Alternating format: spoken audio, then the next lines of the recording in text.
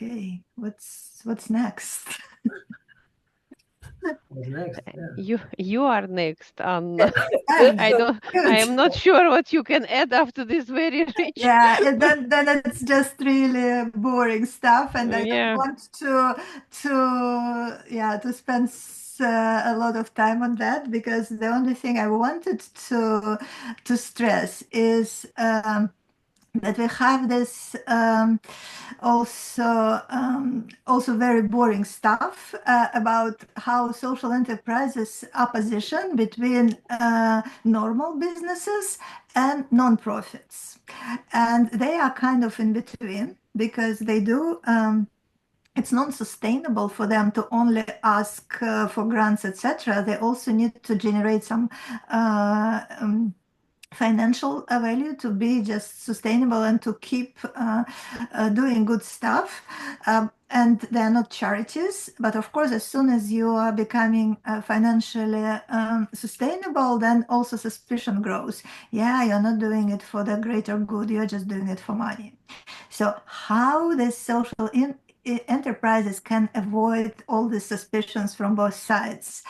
Actually, there is a theory of change, as everyone who was at least trying to apply for any finance, especially for as a nonprofit, knows very well that indeed, and we had talked about it a little bit today.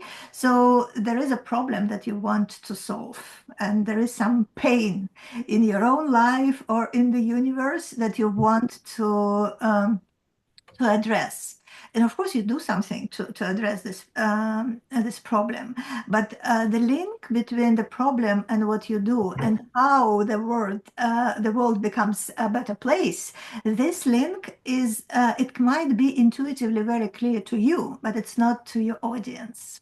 And to be able to tell your story about how your mission and your actions and the outcomes actually make the world a better place, you need the storytelling tools for that.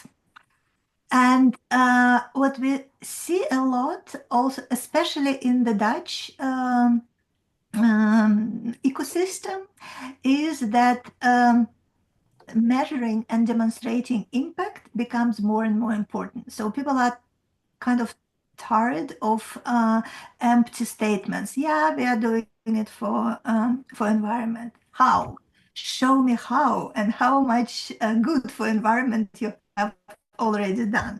That's the spirit, and the Dutch are very practical. They always want to measure stuff and to know, okay, I'm buying this recycled plastic bottle. How is it better than paper cup, and how is it better than the flask that I inherited from my grandpa, for instance, which is metal? So all this measuring impact is quite difficult and boring stuff, but a lot of even small enterprises find it very useful. As long as you can show this theory of change to your customers, it makes it easier to convince them that you are making the world a better place, even on a very small scale. And this is the quote from a lady who owns the small cafe. I don't remember where, probably also in Amsterdam. So this is why you are supposed to measure impact, but how? There are obviously also some help for that. It depends on your business, and we don't go into that, but there are platforms that can help you with that. So it's Amsterdam Impact, for instance, Social Enterprise, and now Impact Hub Amsterdam. They all have some tools that can help you to measure your impact, to specify your theory of change, and to tell the story about that. And we already have heard a lot about very good practices.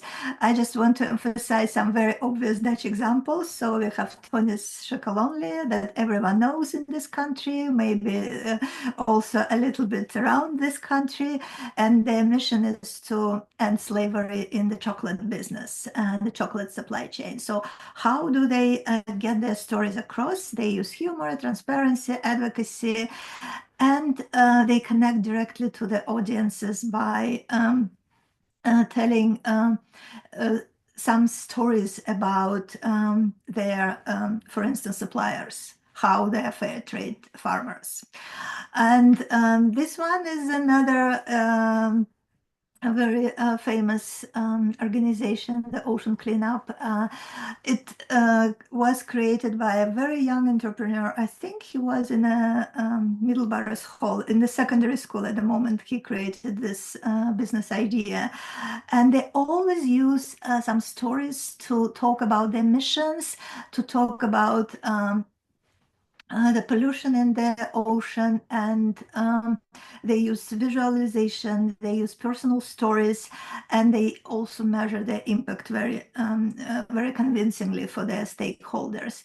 And finally, I want to tell about this organization, well, actually the company that is called Fairphone, because it also uses ethically sourced materials, and their smartphones were the first smartphones that you can actually repair. And I think several years later, Apple also introduced, now you can repair iPhones. They were adamant not to allow it to users for many, many years. But now, after companies like that, some trailblazers started to do that. And of course, if you can repair your phone, you don't need to throw it away and buy a new one, right? So they also use documentaries, articles, social media updates, and they use a lot of the storytelling techniques to actually demonstrate their impact. So that's practically all I wanted to say. And as a kind of total wrap up of this small initial event, I would just say that there are certain things that we need to apply if to be successful, and they are not that easy to use, because of course you want your authentic story, but you also want to connect with the audience. These are sometimes it's easy, sometimes it's not so easy. Then of course, you want to cooperate with others, so you need to be tuned to whatever their interests are.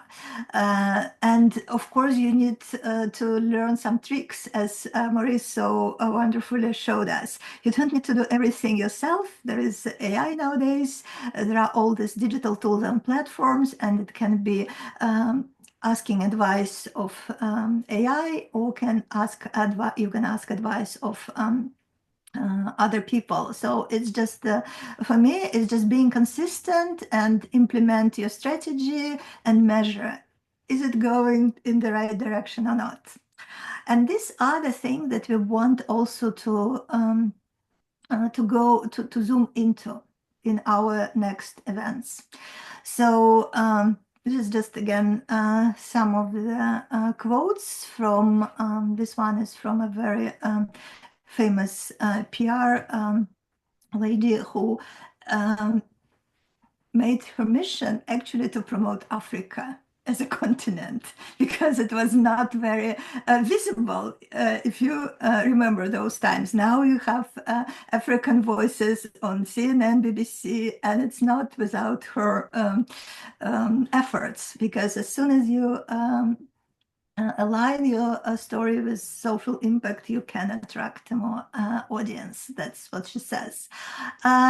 So what we have next is the workshops.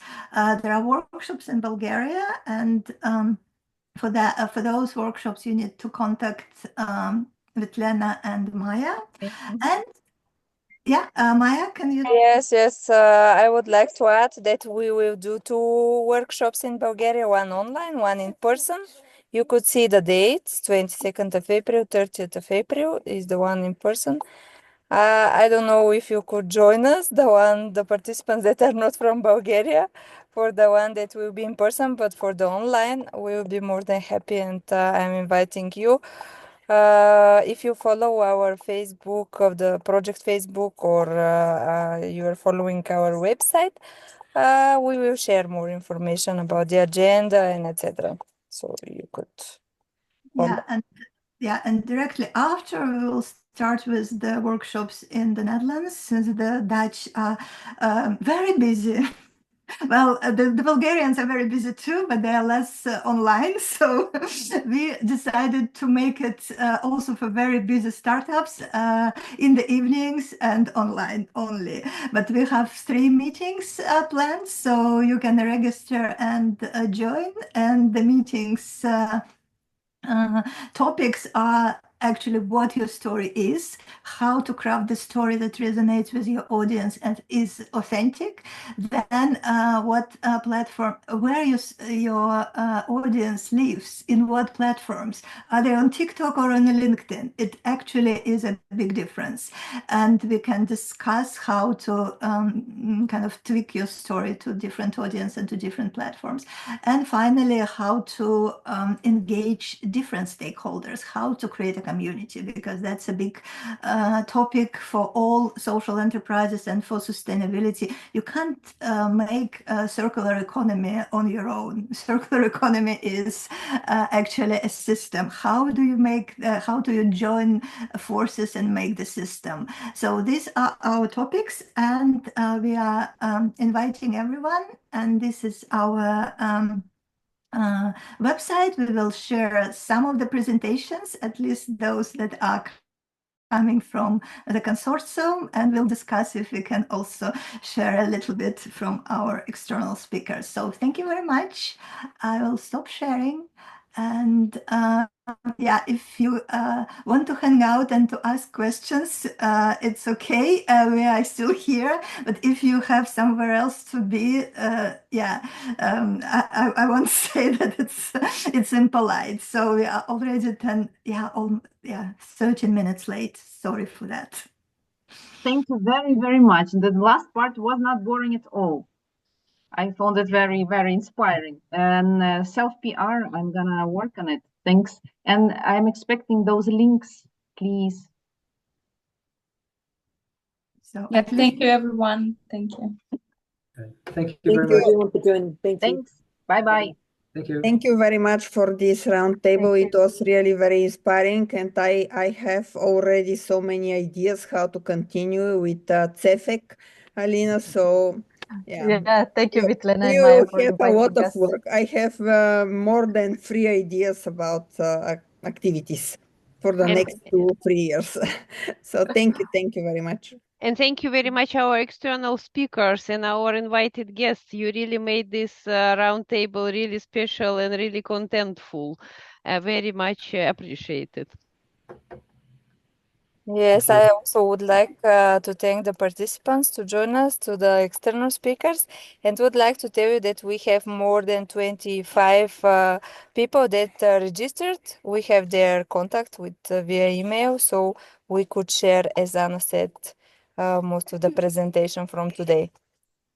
And also links for the AE websites. Okay, thank you. So Maya, you can probably stop. Bye.